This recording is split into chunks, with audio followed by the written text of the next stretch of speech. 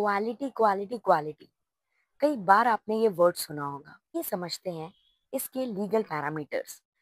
Article 14 to 18 deals with right to equality, पर हम specific article की बात करें तो दैट इज आर्टिकल 14, जो बात करता है दो पैरामीटर्स पर। एक, equality before law, and second, equal protection of law. Equality before law मतलब लॉ के सामने सभी इक्वल है, चाहे वो पुअर हो, रिच हो, मेल हो, फीमेल हो, सब कोई। इक्वल प्रोटेक्शन ऑफ लॉ मतलब लॉ का प्रोटेक्शन सभी को इक्वली मिलना चाहिए। ऐसा नहीं कि कोई एक बहुत ही रिच है, उसे लॉयर्स हायर करने का राइट है, अपनी केस को रिप्रेजेंट करने का राइट है, बट अगर कोई पुअर है तो उसे नहीं है। नहीं, सभी को इक्वल प्रोटेक्शन मिलना चाहिए लॉ का।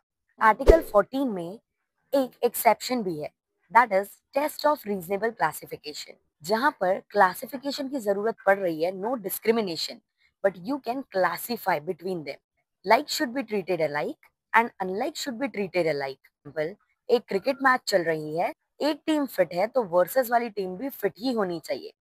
आप एक फिट और एक अनफिट टीम के बीच में मैच नहीं करवा सकते, because this is the example of test of reasonable classification. अगर मैं और दूसरे एग्जाम्पल की बात करूं तो जैसे वुमेन्स, चिल्ड्रंस, ये कैटेगरी में आते हैं रीजनेबल क्लासिफिकेशन के, जहां पर ये बोला जाता है कि इनके लिए special law, specific laws, professions बनाना अलाउड है।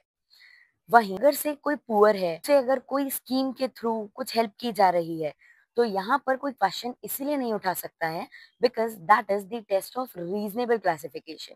एक रीजनेबल क्लासिफिकेशन है जिसे डिस्क्रिमिनेशन नहीं कहा जाएगा। जैसे कि अगर किसी भी पोस्ट पे जाने के लिए कोई क्वालिफिकेशन लगता है, अगर वो क्वालिफाइड ही नहीं है तो हम ये नहीं बोल सकते कि क्यों उस पर्सन को उस पोस्ट के लिए एलिजिबिलिटी नहीं दी जा रही है। ऐसे ही और इन्फॉर्मेशन के लिए लॉ आइडियाज को फॉलो करें। Thank you.